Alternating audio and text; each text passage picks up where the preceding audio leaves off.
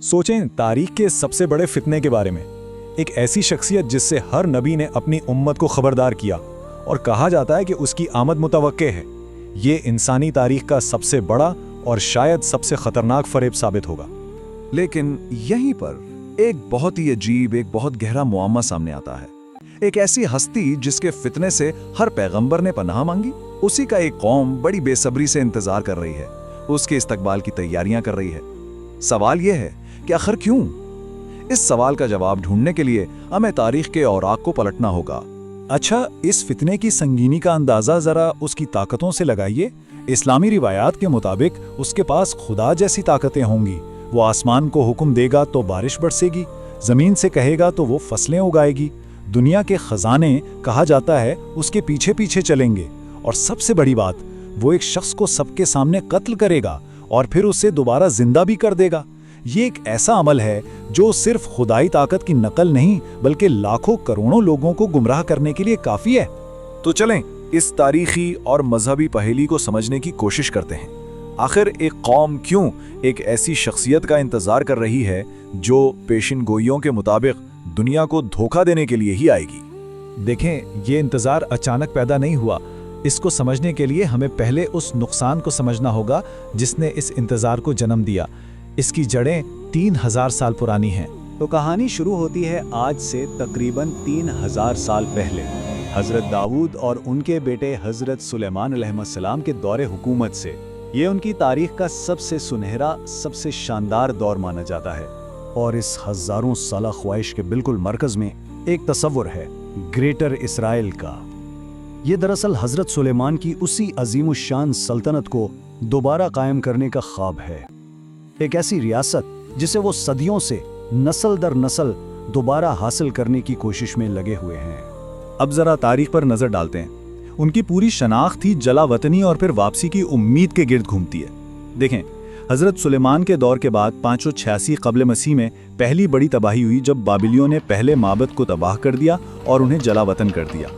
वो वापस तो आए, लेकिन फिर 70 ईस्वी में रोमियों ने दूसरे माबद को भी गिरा दिया और उसके बाद वो पूरी दुनिया में बिखर गए। और फिर तकरीबन 2000 साल के लंबे अरसे के बाद 1948 में इसराइल की रियासत कायम हुई। और जलावतनी के उन हजारों सालों में एक जुमला था जो उनका नारा बन गया, अगले साल यरूशलेम में। ये सिर्फ एक जुमला नहीं था, ये उनकी अपनी आबाई सरजमीन पर वापस लौटने के पुख्ता अज़्म का सबूत था। एक ऐसी उम्मीद जो नस्ल दर नस्ल उनके साथ सफर करती रही।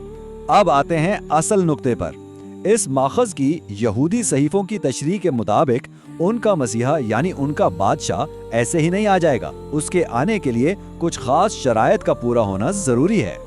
तो वो 4 शराइत क्या हैं? एक एक करके देखते हैं। पहली शर्त, दुनिया भर के तमाम यहूदियों को इसराइल में जमा होना होगा। दूसरी, यरूशलेम शहर पर उनका मुकम्मल कंट्रोल हो। तीसरी, और ये शायद सबसे मुतनाज़ा शर्त है, कि तीसरा माबद ठीक उसी जगह दोबारा तामीर किया जाए जहां आज मस्जिद अक्सा मौजूद है। और चौथी शर्त, एक बहुत बड़ी आलमी जंग, एक ऐसी जंग जो दुनिया के पूरे निजाम को तहस नहस कर दे। और यहीं आकर कहानी एक बहुत ही दिलचस्प मोड़ लेती है, क्योंकि इस माखज़ के मुताबिक इन 4 में से 2 शराइत वो कहते हैं पहली पूरी हो चुकी हैं।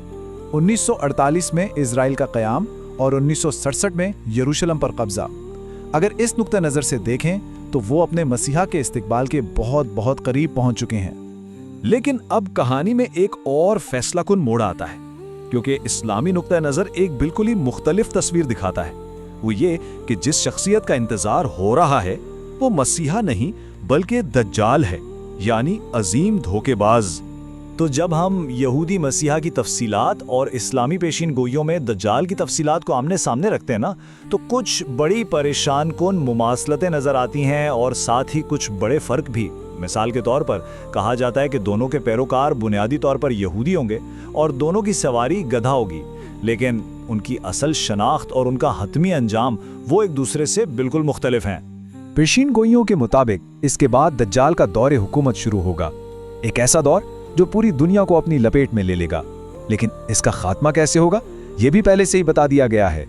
हदीस के मुताबिक दज्जाल का जमीन पर दौरे हुकूमत होगा तो सिर्फ 40 दिन का, लेकिन इसमें वक्त का तसव्वुर ही बदल जाएगा।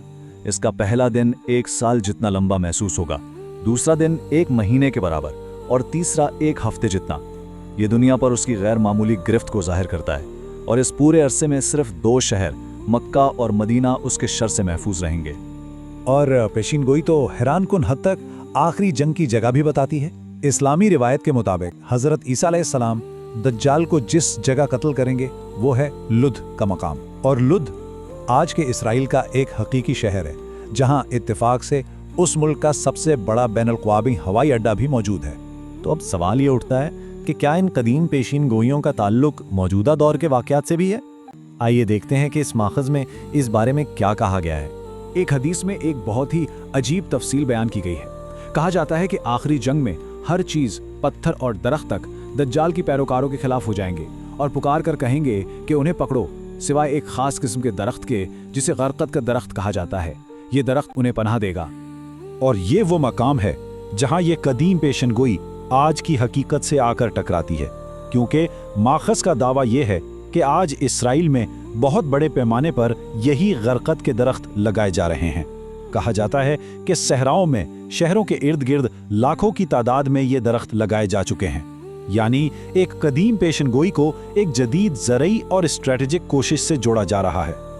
تو پیشن گوئیاں ہمارے سامنے رکھ دی گئی ہیں، نشانیوں کی تشریح بھی مختلف زاویوں سے کی جا رہی ہے۔ یہ تجزیہ کسی حتمی جواب پر ختم نہیں ہوتا، بلکہ یہ ہم سب کو ایک سوال کے ساتھ چھوڑ جاتا ہے جس پر غور کرنا بہت ضروری ہے۔